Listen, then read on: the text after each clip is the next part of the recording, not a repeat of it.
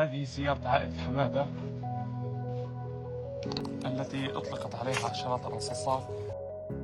It's been over 2 weeks since Israeli forces attacked Hind Rajab's family, killing her aunt, uncle, and cousins, leaving her trapped alone in her vehicle. We heard her pleas to the Red Crescent Society. 2 medics were sent, all to be blown up allegedly by Israeli forces. I wanted to ask about the status of the inquiry into this. So I think that question is appropriately directed to the government of Israel. I will say on behalf of the United States, we have made clear to them that we want that incident to be investigated. They have told us they are investigating it.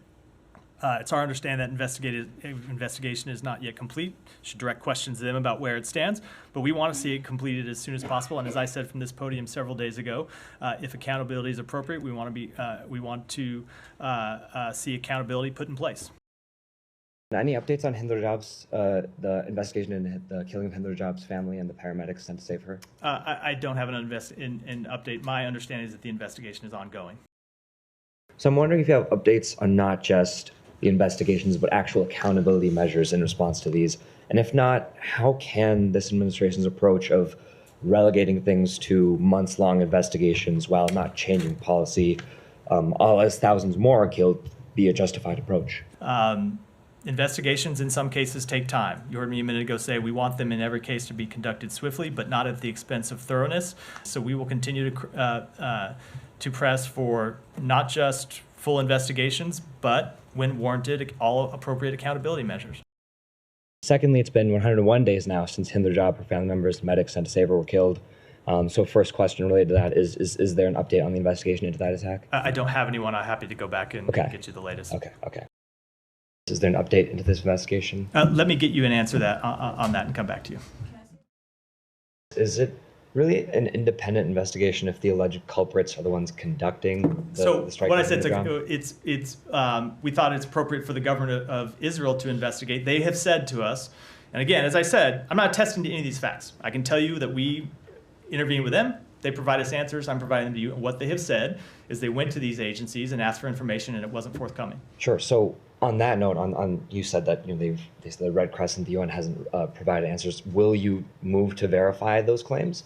It is not for us to do it. Last month, when myself and other colleagues asked about the investigation into this, the department said Israel said that they're still investigating, and that Israel also said that the UN and Red Crescent did not respond to outreach from the Israeli government.